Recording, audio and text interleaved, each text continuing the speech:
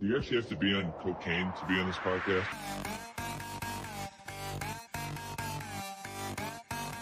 It's a great day to be a Wildcat!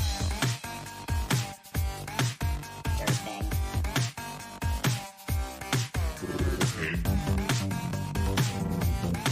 Surfing.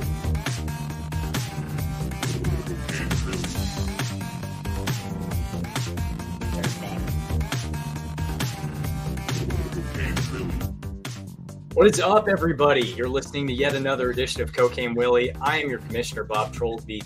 And not always, as always, I'm joined by my co-host, the good chef Andre Napier. And today we're doing something a little bit different. Our good friend Fireball Matt Marchesini was not able to make it tonight. So we have our friend Joe Tillery of YouTube, Heartland College Sports, and just all sorts of other things to be famous for. He's going to be moonlighting as our guest host. Joe, it's great to have you.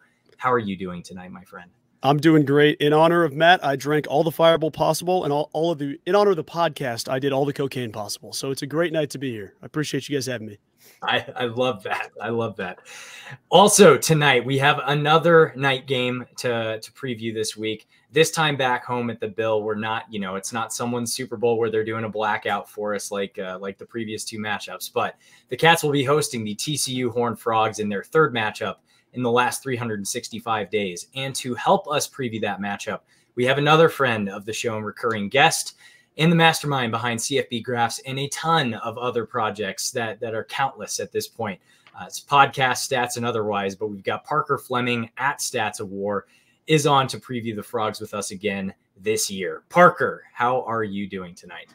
I'm doing great, guys. Thanks for having me. I love I feel like this offseason is the offseason everybody took the leap, and now you guys have like the background and the intro music and the faces, and you guys got great backgrounds with the guitars and stuff. I love it, man. It's great to see everybody thriving here in this brand new open source podcast world. Well, we appreciate it, and it's awesome to be able to finally see your lovely face and your fantastic beard as well. But Parker, when we had you on last year, these two teams were in a very different position than we're both in today at this point in the season, and I don't, two very interesting postseasons, if you will, for both teams as well. But the Horned Frogs are 4-3 on the year so far, with a 1-2 record in the conference.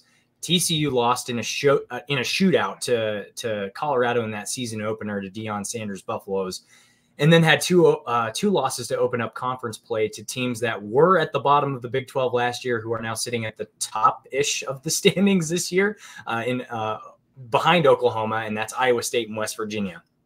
But then TCU's coming off of a 44-11 shellacking of BYU, and adding that to the fold with wins against Nicholls, Houston, and SMU. So all of that is just context to lead into this question of how has TCU's team so far this year performed to any expectations that you or other fans may have had coming into this season after that Big 12 title game appearance, a CFP semifinal win, and then a national title appearance against Georgia?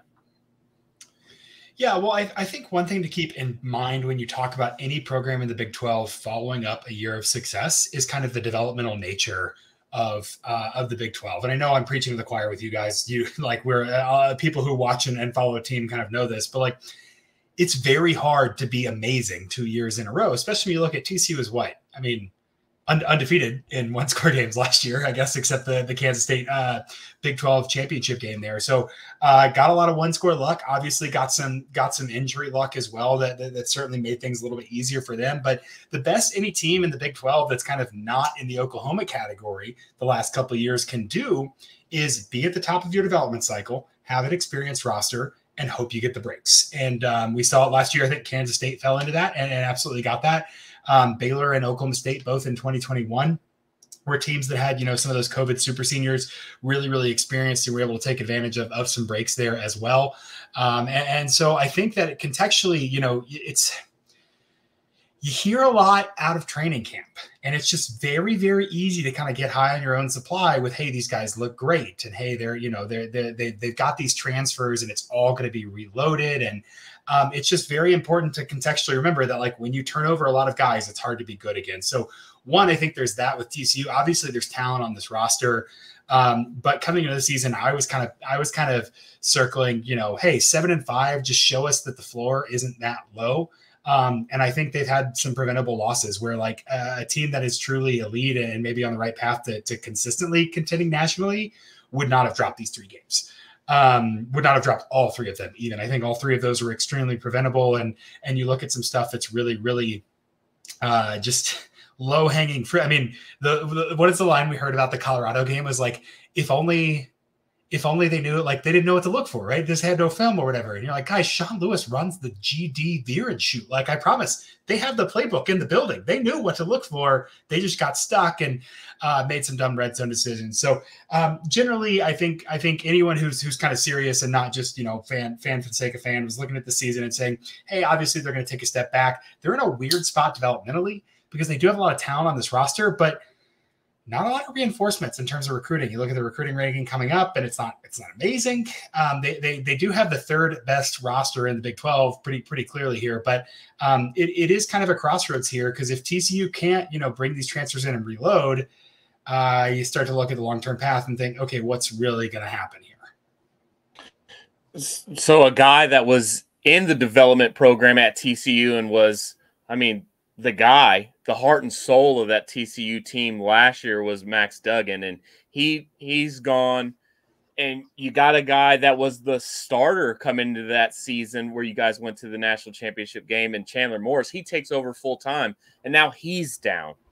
And going into this Kansas State game, you're going in with a freshman, Josh Hoover, but he tore it up in that BYU game.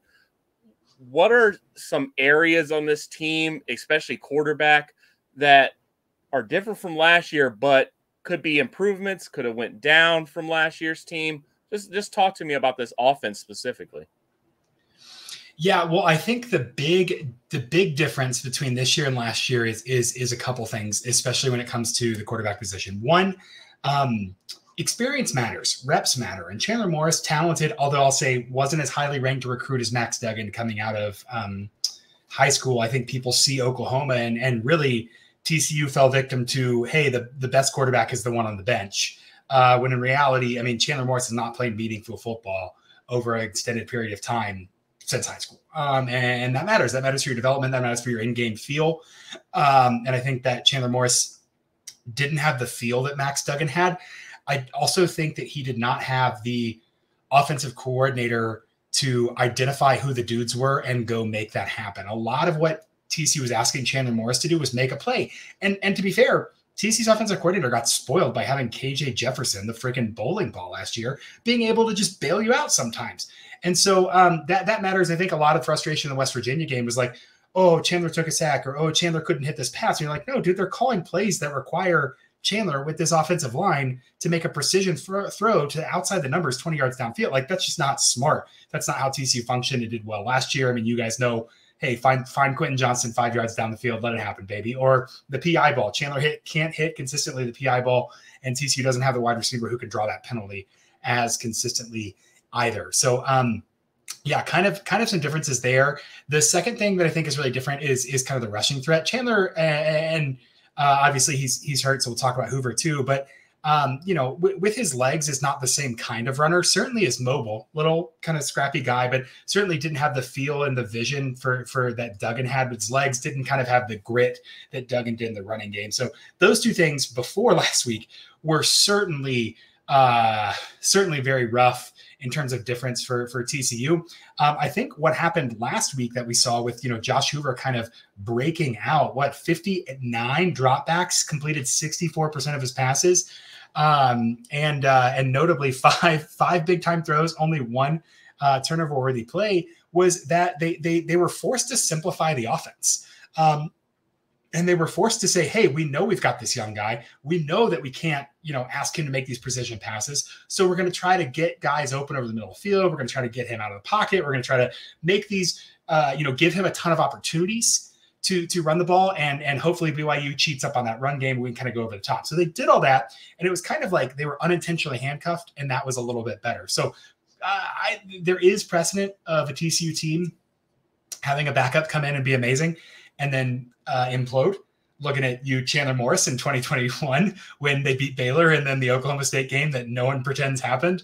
But yeah, so it'll be interesting to see what they can do now that he's a little bit of known commodity. Now that somebody like Kansas State will come in and say, hey, we're actually a little worse defending the run, so we're fine to make Josh Hoover beat us passing. Worked pretty well against Texas Tech last week to kind of decide, hey, we're going to stop the run game. And so we'll see what he can do kind of consistently. But like TCU missed on multiple transfer quarterbacks. They did not want this to be their solution to the room. So like, again, ignore a lot of the coach speak about how he's, last one to leave the building, knows everybody's names. That's great. I'm sure he's a great kid. They did not want Josh Hoover to start meaningful games, and they're having to rally around a guy that's starting because they could not land a transfer that was capable of being a starter. Well, you kind of touched on it already a little bit, and I'll give you a sec to get a drink and catch your breath there. Let me tell you this, because it's kind of widely accepted. When you go to a national championship game, you're going to lose a lot of skilled playmakers. I mean, TCU was loaded last year, and they kept some of that. They retained some of that, but they were the team that lost the most amount of offensive production, to the NFL draft, to graduating guys. I know you kind of touched on it in that last answer, but let me ask, like, with guys like Kendre Miller, like a Quentin Johnson, both going to the NFL and should have successful careers there, what did this coaching staff do to bring in people at your skill positions like running back, like receiver, to kind of not even necessarily fill those voids per se, but bring in guys that we should be watching for? Yeah, so they did a couple interesting things. One, they had Imani Bailey on the roster. So he already came in, Louisiana guy. Patterson brought him in. I think that timeline works out there. But so they had Bailey on the roster, and that's worked out really, really great. I mean, 5.6 yards per carry, 3.76 yards after contact per attempt, which is kind of that skill set that Kendre Miller had of being able to avoid contact and make things happen after that. Behind him, they kind of went a different strategy. They went for drop downs. And I think last year they plugged a couple needs by kind of getting pull-up guys that, and Monty Bailey, perfect example, in a good situation, but hey, come home, we can get you in a better situation. Instead, they kind of took guys that were at other places and had reasons for leaving those places. And I think that's a little bit of a less sustainable strategy over the long term. So they brought in, Trey Sanders from Alabama, who had a horrific car wreck and had some serious injuries there. They brought in John, I guess he's going JP now, JP Richardson from Oklahoma State, who's an odd fit in kind of the offense that they wanted for Oklahoma State, is, leading target now, kind of the guy that they're getting the ball to. Jalen Robinson from not Jalen Robinson from Arkansas, Warren Thompson from Arkansas, I believe.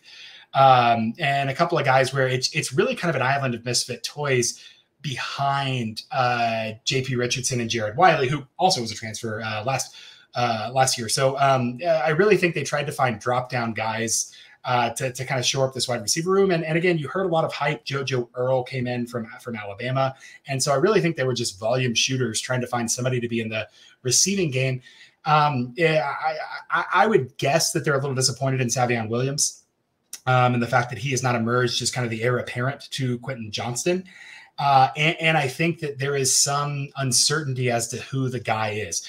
Last year, there were two guys where if stuff hit the fan, you knew TCU was going to find Quentin Johnston or they were going to find Tay Barber over the middle. I was like, we're going to find this. We're going to get this, figure this out here. I don't necessarily know that TCU knows who that guy is. You've got 6 guys with 20-plus targets, and spreading the ball out can be good, but also it can be emblematic of, not necessarily having an option there to really dominate it and say, we know exactly who we're going to go get. That's interesting. I'm almost kind of thinking about the Kansas City Chiefs wide receiver room right now, where there's not that number 1 guy or number 2 guy necessarily. It's just kind of island of misfit toys, to use that analogy. Looking at the TCU offense more holistically, and especially with the change from Garrett Riley's scheme and moving to Kendall Briles' offense, when you compare that to K-State's defense, I guess first off, 2-pronged question.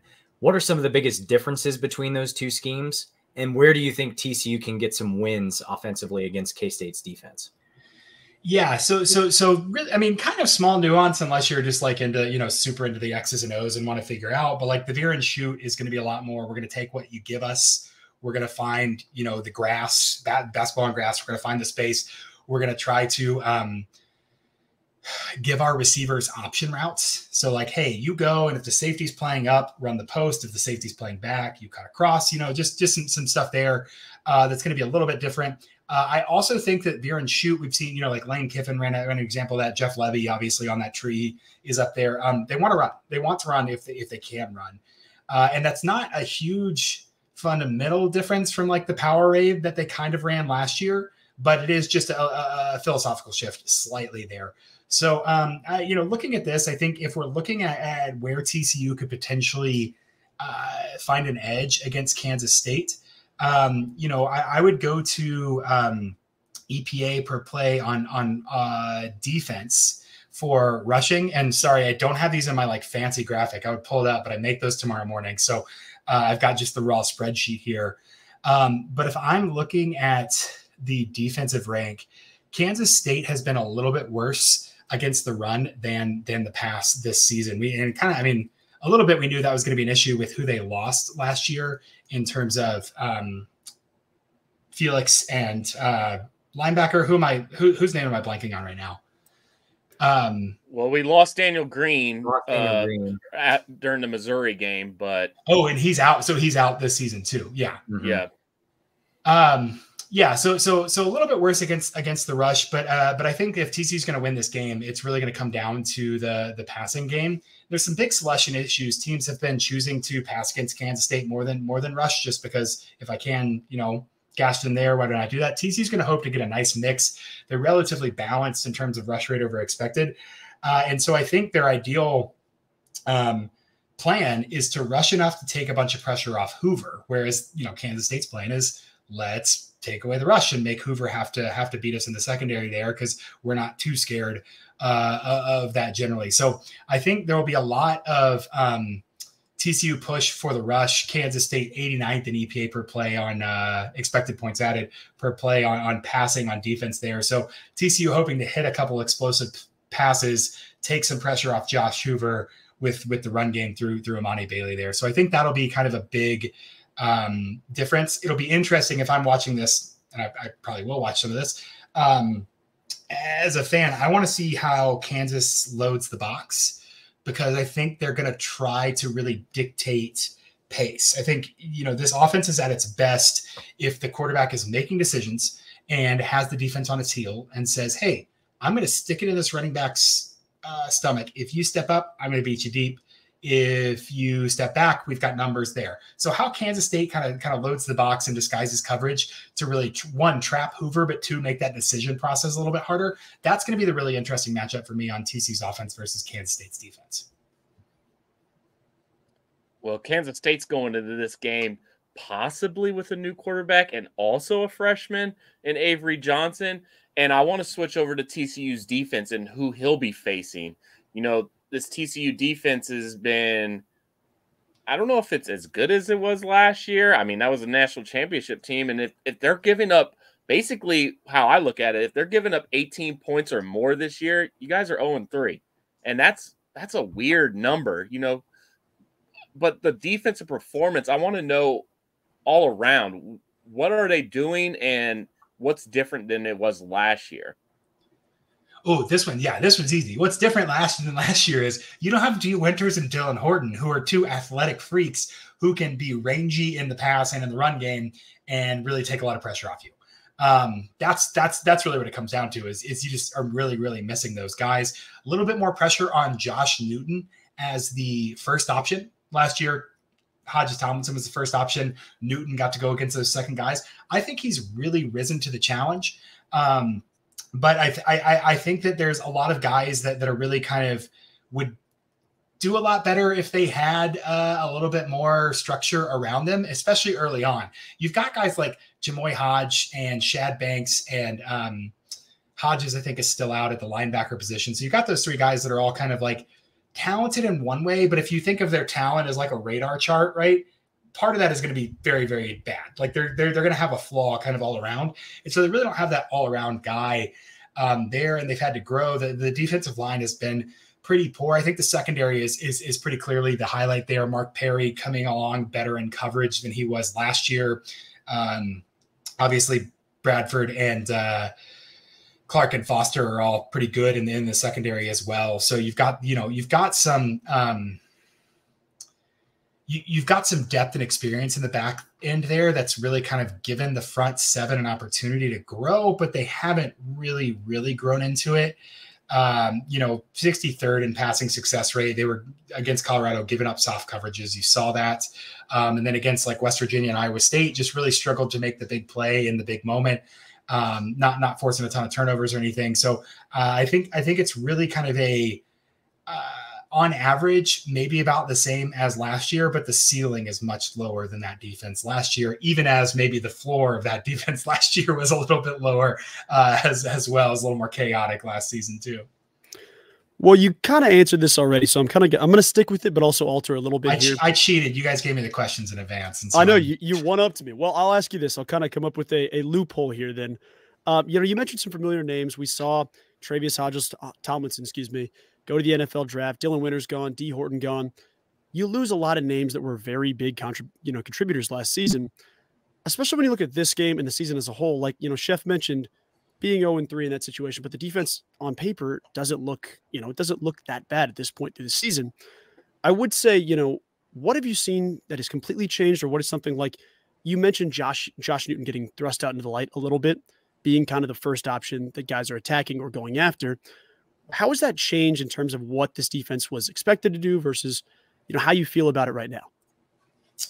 I'll say, I think that and again, I shouldn't base my sentiment on the team and of what people think of the team on, my friends who text me during the games and stuff, but there's a lot of hey, fire Gillespie, the first game against Colorado. And you're like, well, it's not great, but also let's take a deep breath here. And obviously, I guess you guys may not know this because Kansas State's a little more traditional on the front there, but playing 3 down linemen just scrambles people's brains. Cause the first time you give up a big run, everyone's like, they got to put another guy down there. This defense is garbage. And you're like, well, there's a linebacker who's fitting the run gap there. It works. It's going to be okay. But that's pretty low hanging fruit for the median fan to be 3 is less than 4 and we gave up a run. We need another down lineman. So there's a lot there that I think is a little bit overblown. A couple of guys that I don't know have been maybe standing out and have been a little bit more interesting. Demonic Williams, the big man in the middle, 52, I think was a really big piece of TCU last year, 17 years old when he came into camp. This year, he's getting a little bit more attention.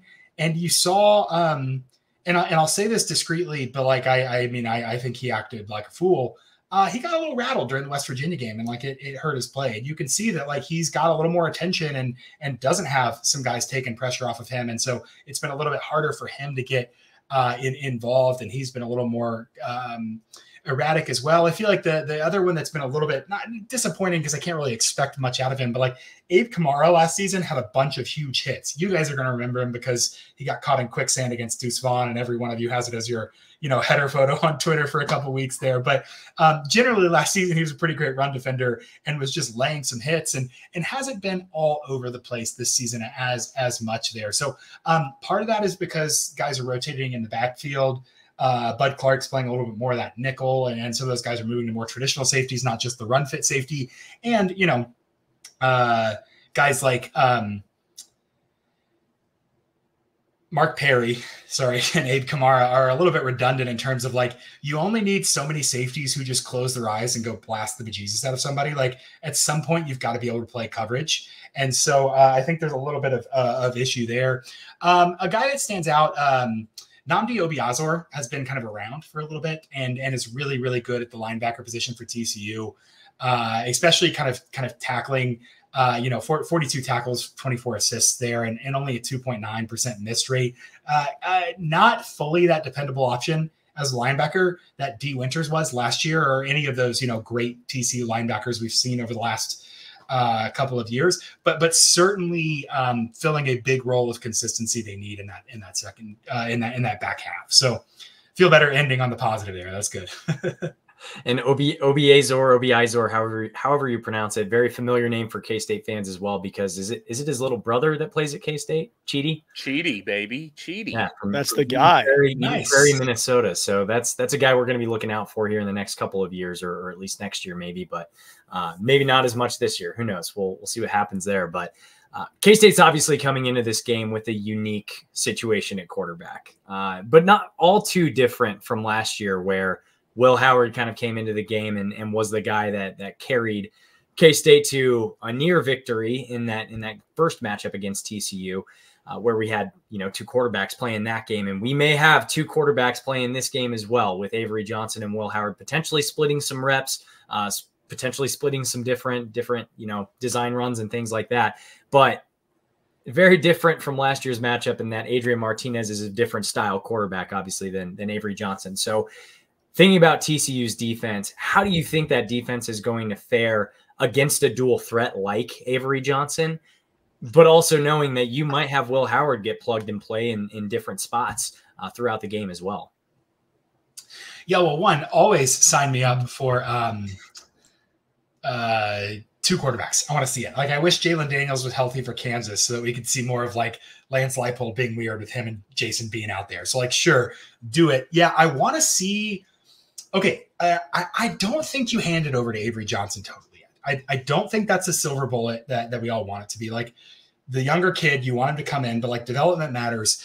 And I need to see a little bit more at his deep ball. I mean, his average depth of target was like 4 yards less than Will Howard's in that game. Like, again, kind of like TCU did with Hoover. It's like, hey, let's bring it all the way back. But he is mobile and he is exciting and kind of, a spark plug there. So gives you a lot in the run game.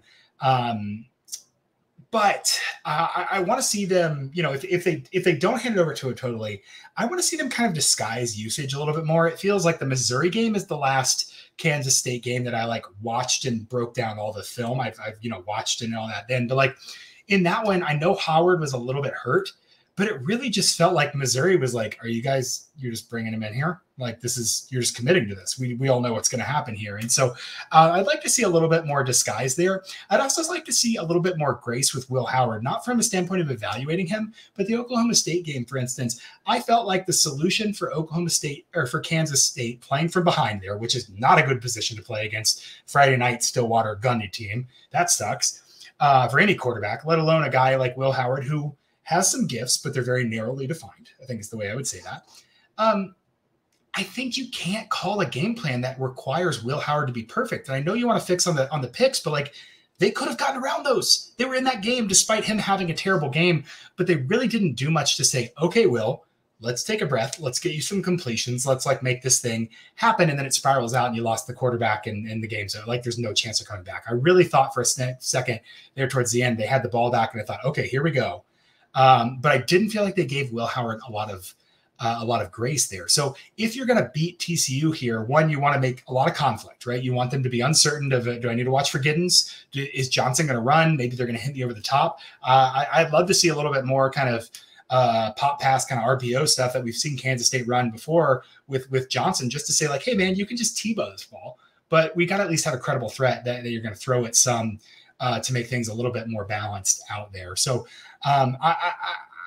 I think I'm a little more sympathetic to Will Howard than, the recency bias of this, just because he has in big moments played very well in the past. But it is nice to have Johnson there, and there's no reason to not get him involved, provided that you can, make it not extremely obvious what's going to happen when Avery Johnson comes in the game, and stick yourself with Will Howard just hanging out over there. You and me both, brother. I need this offense to open up. I don't know where it's going to happen or how it's going to happen, but I need him to open it up. But we're going to switch over to our listener question. It's brought to you by La Quinta. The Cokeheads have brought questions, and we're going to start off with Will the Thrill. He asked, I feel like we have seen more anomalies this season compared to last season. So his question is, have you compared analytics to the first half of the season with the first half of last season? Is there any like discrepancies happening? Is it just a weird season? Because it does kind of feel like 2000 and what year was that? 7, where like South Florida was number 1, and it just feels like that, even though we got the big boys all at the top still. Yeah, I think that in a lot of ways, two things in college football have really broken our brains. And one of those is Nick Saban. We just expect like the dominant teams to continue to be dominant. And that's kind of true. Like Georgia's still pretty dang good, even with some turnover. Ohio State, Michigan, very good. Oklahoma, very, very good. And so in some ways, I don't think it's as weird as you see some of these blue bloods like be very, very good. The other thing is this is kind of one of the last years that like the COVID eligibility is really, really going to matter. And I think last season it was more so, was kind of the peak of it. And so we phased that out. So one, that's a lot more turnover, because one, you're losing those guys that have been there for 6 years or whatever. And two, you're replacing them with guys who maybe have been around and been in the system, but haven't gotten those reps and are even further along their development curve. So I kind of think of it as, the earlier you start playing, the higher, potential your curve is. But if you start playing later, your curve might be lower. It was good for all the audio people. If you're listening to this, you just missed an excellent hand graph that I made. Kind of looked like an 80s dance move. But and so I think those two things are there. But I also think in-season volatility is really hard to gauge. And I think when we look back at this season, you can form narratives a little bit easier with, a full slate of games and the satisfying conclusion of this team's the national championship, this team's the Big 12 champion, and kind of look back and say, oh, I understand how that's going to happen. I think last season, Kansas State lost to Tulane and beat Oklahoma. like hilarious. But I think we know, if you ask me that, I think we'd ask that same question then and be like, is this weird? And be like, no, it's kind of early season volatility. It's just what happens. You have a small sample and a lot of crazy stuff happens. So I haven't really done much to kind of quantify that because I think it's a little ephemeral, but I'm not totally under the impression that it is necessarily different this year. Well, I'm curious to know, the Big 12 has had a ton of changes in this season, and it's going to continue to change. But before we jump ahead to having even more schools in the conference, I'd ask you this, and one of our fans asked this. I'm going to say our. I'm jumping in, but I'm going to say our in this case. Will, our boy at Will_KSU asked, of the 4 schools joining next season, which are you most looking forward to visiting, whether it be Colorado, Arizona State, or Utah? Which school are you like, all right, this is the place I have to get to? Whether that be a basketball or football question, where are you headed and excited to go? Okay, I went to Colorado last year for the TCU Colorado game and was pleasantly surprised. Very familiar with Boulder, been there a ton. Had not been to the stadium and loved the atmosphere. Thought the students showed out for the first half in a way that I was not expecting. And so that one's probably my answer. Although the Arizona State, Tempe, you can see mountains. And so that's pretty fun as well for me. That's high on my list of priorities as well. So that's one that I'm kind of interested in as well. I think, Utah and TCU are pretty familiar. And so that's not new to me. I love the opportunity to go up there, but I think it's just hard to beat Boulder, and Tempe is something new is a lot of fun as well.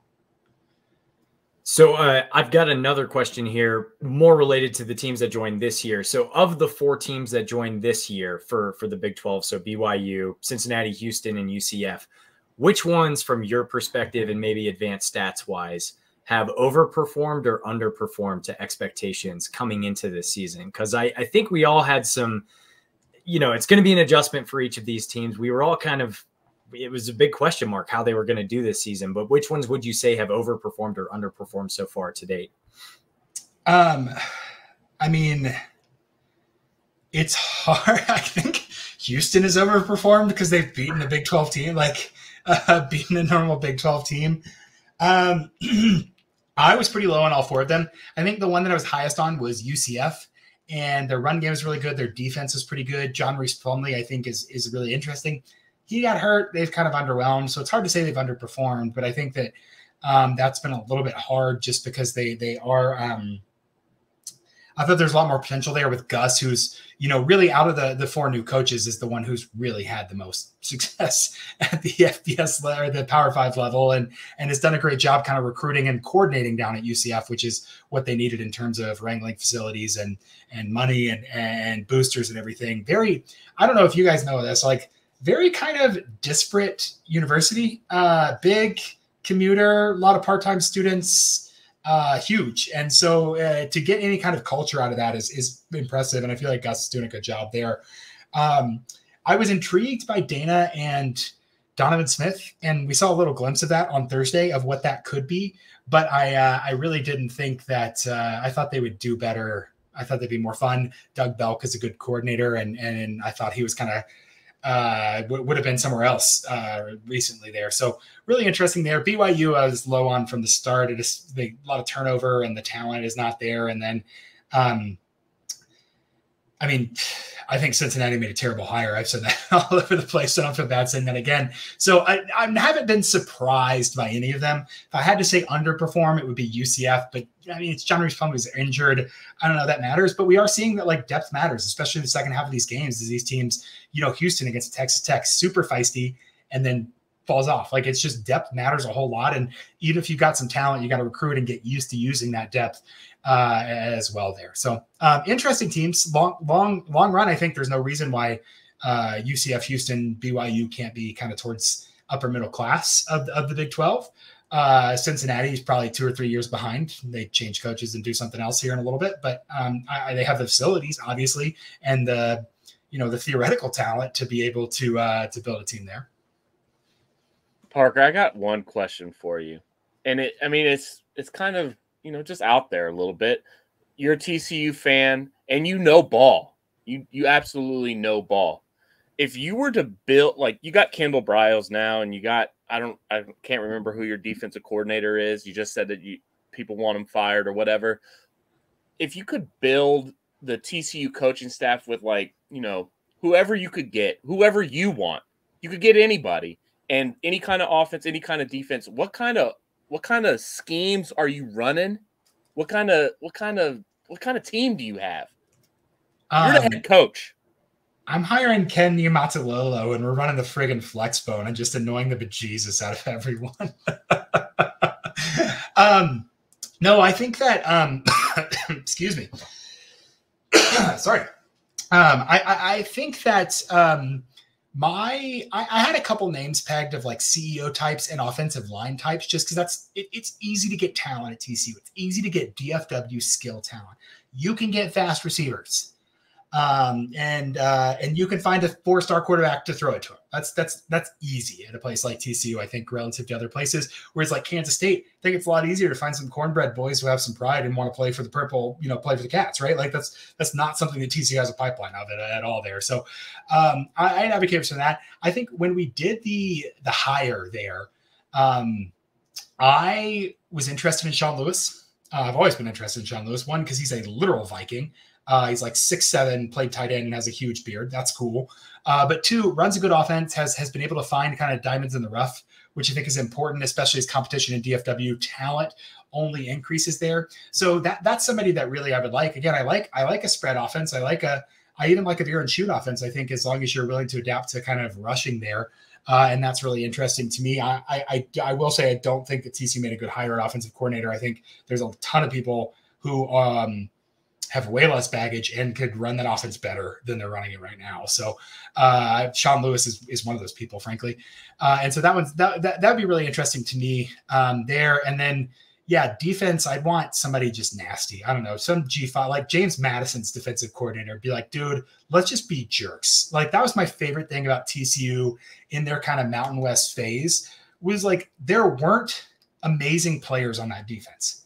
Objectively, I think Jerry Hughes probably the best one out of all of them that's played in the NFL and everything, but they were hating ass defenders. They were guys that were like, we are going to just ruin your day.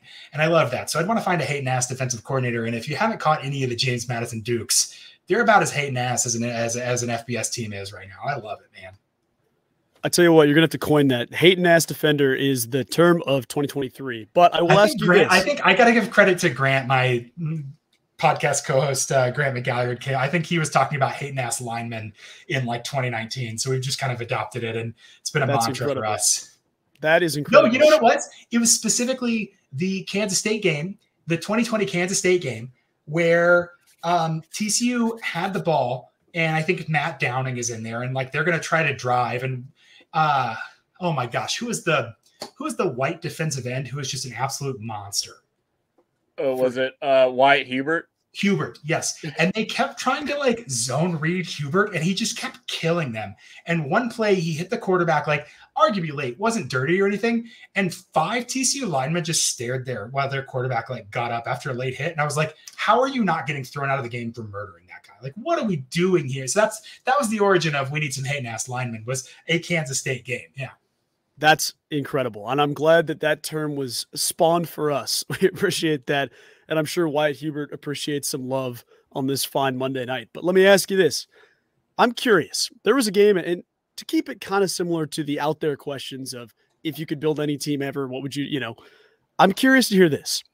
Recently, TCU, SMU, they play in the Iron Skillet. They get the Iron Skillet for the Skillet Bowl. If there were another item, can't say the skillet, can't say something that's, quick to the mind, quick off the top of the head. If you had to pick some item to make your rivalry item that the other team gets to hoist at the end of the game, what item would that be? Between any type of either a rivalry game or just a once every 56 years we play this game, what item would that be? Okay, this is a deep track, but I'm going to say this for the Kansas State TCU game just to stay on theme here. Kansas State TCU should, shout out to Scott Wildcat for this idea, stealing it from him. They should play for who gets to wear purple. Should not be home and home. Winner last year should get to wear purple. That's an excellent idea. 2, they should play for a golden newspaper, and the headline on that newspaper should say Gary Patterson takes the Kansas State job. Like, where else do you have that kind of lore? And I don't know how much you guys know about it, and I'm not going to go too deep into it there, but if you know about that, that is what we need. That's what we need. It's to have Patterson. We need to have the Patterson newspaper as an item that Kansas State and TCU play for. That was an insane period of time, and the internet was so, it was not early internet, but it was early sports internet. I feel like early enough to where something like that could get out there, and it's leaking into the newspapers instead of just tweets. On those lines, Chris Kleiman knew that he had some guys that talked to some people and leaked fake information at 2020. That's the first time I ever yelled back at Gary Patterson. Not the first time he's ever yelled at me, but I had to be like, your friend does not know. Kleiman is putting information out there. I promise you he's going to play. I forget the quarterback at this point. Skylar Thompson. I was like, Skylar Thompson is going to play, dude. It is going to happen. He's like, I don't want to hear this, whatever. He's like, yeah. And I yelled back at him just because I was like, Kleiman doesn't trust anyone right now. He is leaking it 100%. He leaked the information knowing that guy would tell Gary Patterson and knowing Gary Patterson would believe it. And they won. that was fantastic. Yeah. You mentioned that. You mentioned that on the pod last year. We named names last year. We will not be doing that this year, but either way, I mean, Parker, that was awesome. Thank you for sharing all of that stuff. Before you go, we need a final score prediction from you. Any other tidbits you want to share, and then plug whatever you want to. Okay, final score prediction. All right, I got to do a little bit of live coding. So while I do that, I will I'll pull up I'll plug a couple of things you can do if you like me and want to support me, or if you don't like me and you want to support me. One, you can go subscribe to the BetUS football show. It's on Tuesdays and Wednesdays at noon Central.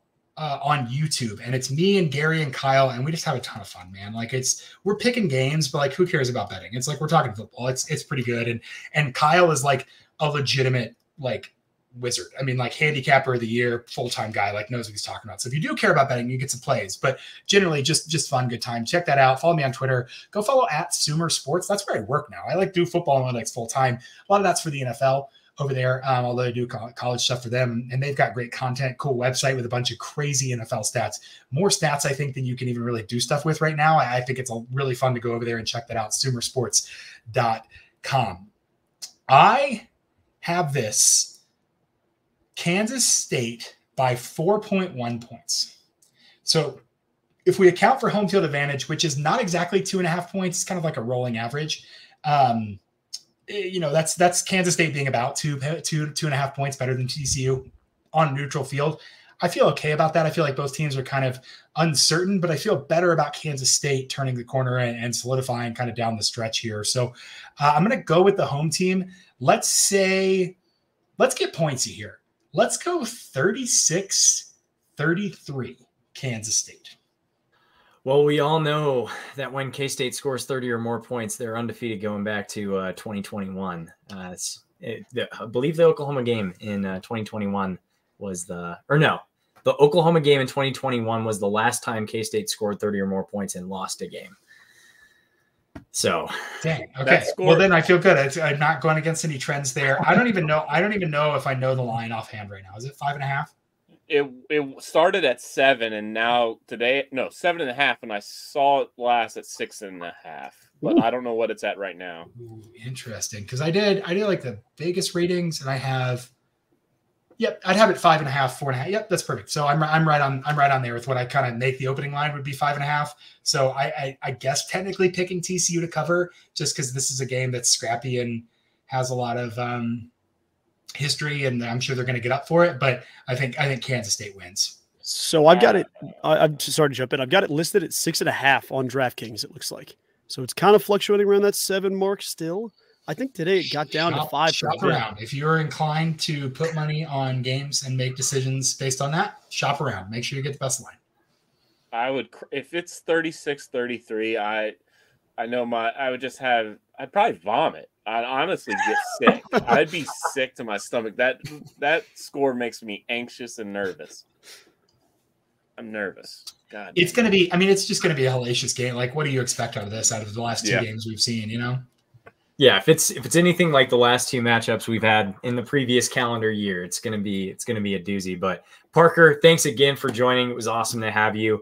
For all of us here at Cocaine Willie, thank you for listening to the show on your podcast feeds or watching us on YouTube. Do us a favor, if you're listening on Apple or Spotify podcasts, leave us a 5-star rating and follow the show. And if you're watching on YouTube, give us a like on the video and follow our friends. We'll tag them in the comments and descriptions below. Even if you're not a K-State fan, this is good content for you. Should be fun if you're a TCU fan or a Big 12 fan or whatever. Follow the show on Twitter or Instagram or follow us individually. I am at Bob Trollsby. Parker is at Stats of War. Fireball Matt, who's not with us, is at Matt Marchesini. The good chef is at Chef Andre Napier. And our guest host, Joe, is at Tillery_Joe. Chef. Cocaine is a hell of a drug, baby. Are all Coke and no joke. Wildcat Country. Let's fucking ride. Let's ride.